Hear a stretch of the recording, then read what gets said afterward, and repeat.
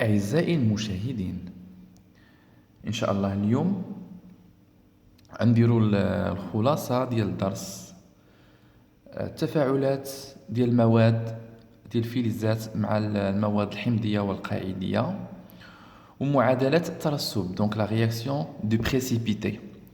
عندي لكم خلاصة ديال الدرسين معا وطريقة لشرح جزء من الامتحان المحلي للسنة الثالثة إعدادي. Donc on va commencer par la première réaction. Donc la réaction qui se passe le fer avec l'acide chlorhydrique. Par exemple, les métaux, on va prendre un métal ici. Donc ce métal ici, يمكن يكون le fer ويقدر يكون aluminium ويقدر يكون du zinc. Donc le métal هذا va être réagi avec la solution acide chlorhydrique. La solution, une solution acide chlorhydrique, c'est une solution qui est déjà diluée. Donc il y a des ions H+, ou des ions chlorure. Donc le nom de la solution s'appelle solution hydroxyde chlorure de hydrogène. De chlorure de hydrogène. Son nom, solution d'acide chlorhydrique. Donc, en dilution. Donc, le métal, quel que soit fer, quel que soit aluminium, quel que soit zinc, va être réagi avec l'acide chlorhydrique. Qu'est-ce qu'on va obtenir dans l'étape suivante? On va constater que cet métal a perdu des électrons. Si il perd des électrons, il devient un ion. Alors, après, on va constater un dégagement de dihydrogène. Pour prouver l'existence de ce dihydrogène, on doit approcher une allumette à l'entrée du tube ASC et on va entendre une détonation ou bien explosion ou bien éclat. Ça résulte l'existence d'un gaz, son nom est le dihydrogène. Et sa formule chimique est H2. Voilà, H2 c'est la formule chimique de ce gaz. Et dihydrogène, le nom du gaz. Bien. À la fin de la réaction, on va obtenir l'ion qui est déjà un atome du métal, le fer, aluminium, du zinc, et des ions chlorure. Lors de l'addition de l'acide chlorhydrique, on va obtenir l'existence des ions chlorure à la réaction. Alors, pour prouver l'existence de ces ions-là, on va prendre un échantillon de cette solution-là. Donc la solution, pour prélever un échantillon, et on doit le mettre dans chaque tube ASC. Qu'est-ce qu'on doit faire à la suite? Pour prouver l'existence de ces ions-là, on doit rajouter la solution du hydroxyde de sodium, la solution entre parenthèses. Son nom, son structure chimique Na++ OH-, et son nom, c'est la solution hydroxyde de sodium. Si on ajoute la solution du hydroxyde de sodium à la solution précédente, qu'est-ce qu'on va remarquer? On va remarquer un précipité blanc. Si on constate l'existence du précipité blanc, on va conclure qu'il y a du aluminium, ion aluminium 3.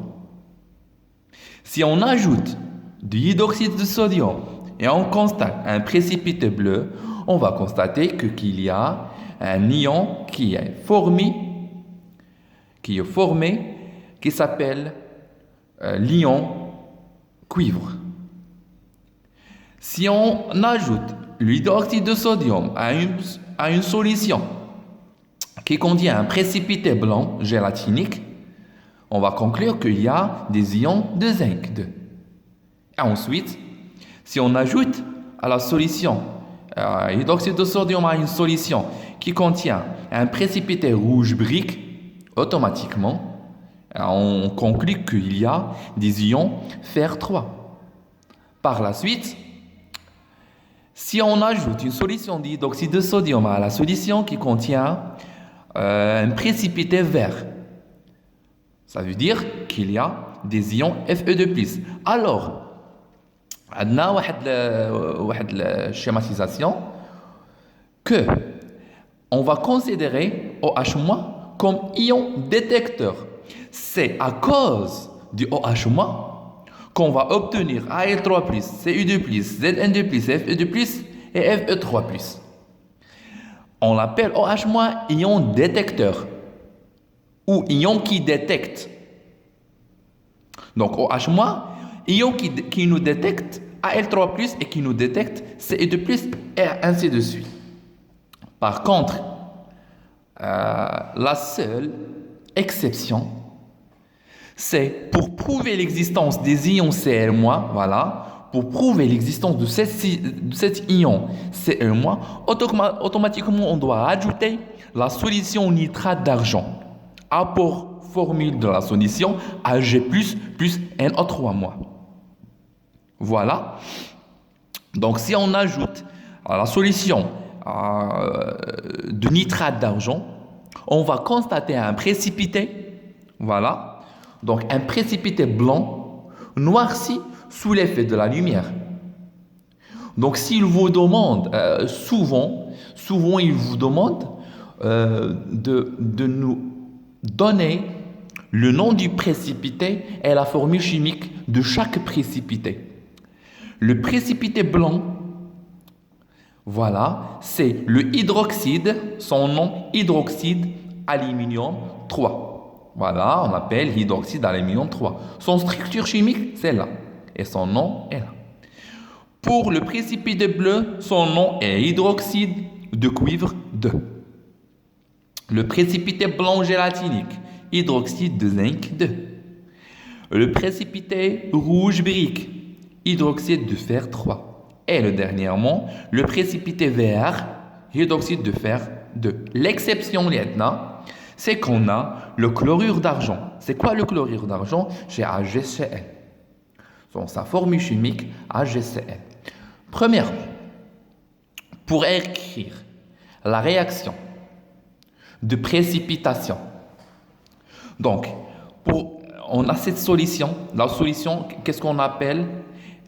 Cette solution s'appelle le chlorure d'aluminium 3. Chlorure de cuivre 2. Chlorure de zinc 2. Chlorure de fer 3. Et chlorure de fer 2. Alors, on dit que OH- ion détecteur. Al3 ion détecté. Cu2+, ion détecté par qui? Par OH-. Zn2+, ion détecté par qui? Par OH-. Fe3+, ion détecté par qui? Par OH-. Et la même chose que Fe2+. La seule condition, Cl- aussi c'est ion détecté par qui? Par Ag+. NO3- ne rentre pas dans la réaction. C'est pareil pour Na+. Na+, aussi ne rentre pas dans la réaction. Donc, pour faire la réaction de précipitation, si vous demande de faire réaction de précipitation, il faut faire attention aux deux choses. Il faut faire attention du précipité. Si vous dit précipité ou coloration, ça implique que tu dois faire la réaction de précipitation automatiquement. Voilà. Donc, pour faire la réaction de précipitation, qu'est-ce qu'on doit faire? On doit réagir l'ion détecté par l'ion qui a été détecté. Bon, par exemple, Al3+ va être additionné par OH-. Al3+ par OH-. Pour équilibrer ce qui est entre les parenthèses, ici on a 3+, et ici on a moins. Donc pour avoir 3+, 3-, je dois multiplier par 3. Cette 3-là, je vais la mettre ici. On a un seul aluminium, mais on a 2 pour OH. La même chose. Pour équilibrer la réaction du zinc, Zn2 plus OH moins. Donc, je dois automatiquement multiplier par 2 pour équilibrer les charges. Ces 2 doit être maître, celle-là. La seule exception pour Ag+ et Cl-. Ag+ et Cl-, ils ont des mêmes charges. Donc, on va rattacher Ag par Cl pour nous donner un précipité blanc noirci sous l'effet de la lumière et elle s'appelle chlorure d'argent. La dernière, il vous dit quel est l'ion détecté. Pour avoir Al3+, l'atome ou le métal utilisé, c'est aluminium. Donc, on va utiliser le métal aluminium. Pour réagir le métal d'aluminium, voilà la réaction de l'aluminium. Aluminium, 2 atomes d'aluminium plus 6H+, nous donne 2 Al3+, plus 3H2. Donc, tout simplement, l'aluminium qui va réagir avec l'acide pour donner un ion et un dégagement de dihydrogène. La même chose, zinc et le fer, ils ont la même réaction. Donc, le zinc va être réagi avec l'acide pour nous donner un ion de zinc et un dégagement de dihydrogène. La même chose pour le fer, plus 2H+, ça veut dire qu'il va être réagi avec l'acide chlorhydrique. Il nous donne un ion de fer 2 plus un dégagement de dihydrogène. Voilà ce schéma très spécifique pour avoir le cours. Inch'Allah, نتلاقاو في le cours prochain, Inch'Allah. Merci et à tout bientôt.